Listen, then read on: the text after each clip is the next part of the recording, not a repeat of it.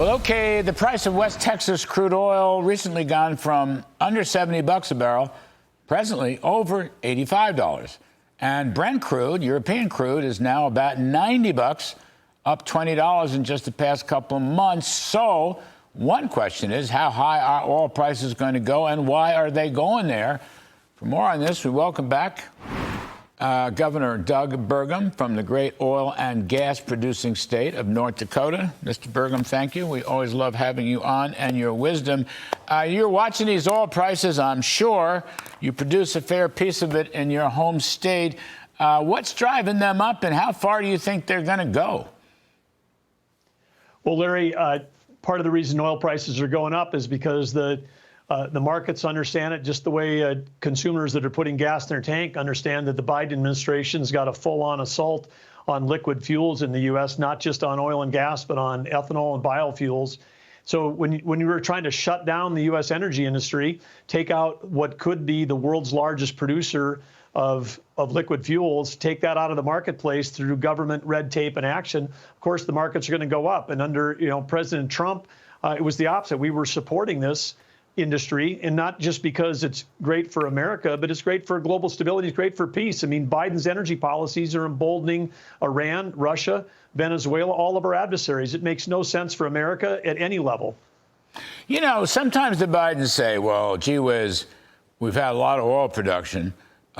In last December, they got up to 13.3 million barrels a day.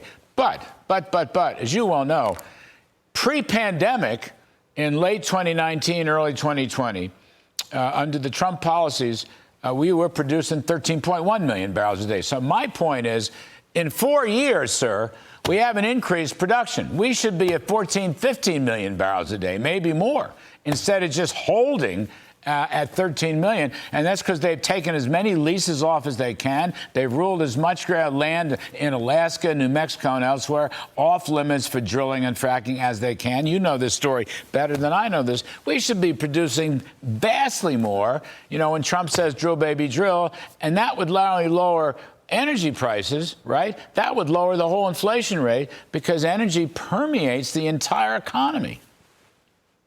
Well, absolutely, Larry. And it's taken 4 years to get back to where we were before. And with the red tape that's being piled on, I mean, in North Dakota, we're fighting 27 different Biden rulemaking efforts, any one of which could have a serious down-term effect, both on oil and gas production, but also on baseload electricity. His alternative is we're going to electrify. We're going to have every car be an electric car. And you saw the results came out. Electric cars are selling at less than 3% growth rate over last year. A year ago, they were at 50%. EVs haven't just slowed down like the headlines are saying. They've hit a complete wall. So, and the other thing is, if more people bought electric vehicles, we'd have to have a lot more electricity because they put, the Bidens and Governor Newsom, your dear friend in California, I mean, they're basically trying to shut down electricity as best they can. So I don't know how we would get out of that dilemma. Let me ask you something. You were just mentioning, I believe you mentioned Iran or China before, Russia before that. As you know, sir, President Biden just talked to President Xi Jinping on the phone, telephone call. And my question is, nobody can give me an answer. Probably it's never raised. China, we, the United States, not saying anything, at least publicly, if anything privately, China is financing 2 wars against the United States by buying Russian oil, when they're not supposed to because it's sanctioned, and by buying Iranian oil, not supposed to because that's sanctioned. We are allowing China. We don't make a public stink about it. We don't raise their tariffs. We don't punish them in any way or take actions.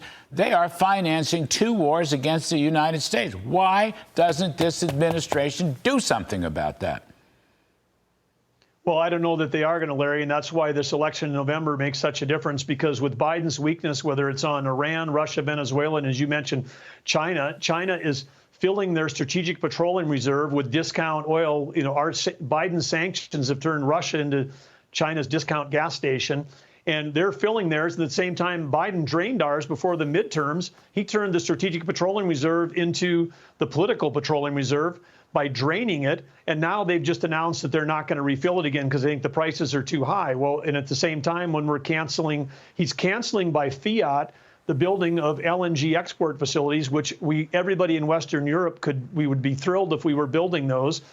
Russia in the Kremlin, they're celebrating when he put that word in. So it's not only that he's not sanctioning China, it's like his energy policy was designed to help China and help Russia. You know, just talking about that, some numbers, I'm sure you're aware of it. January of 2021, the beginning of Mr. Biden's term, the Strategic Petroleum Reserve had 640 million barrels in it. 640 million. Today, as of the most recent month, which would be January of 2024, it was all the way down to 363 million. That's about a 50% cut, just a little less than halfway cut. And they're not going to refill it. Okay, so they missed their window when oil went down to 65 or 70. Now it's back to 85 or 90, could be going higher. But they have wrecked a national security and an energy security method.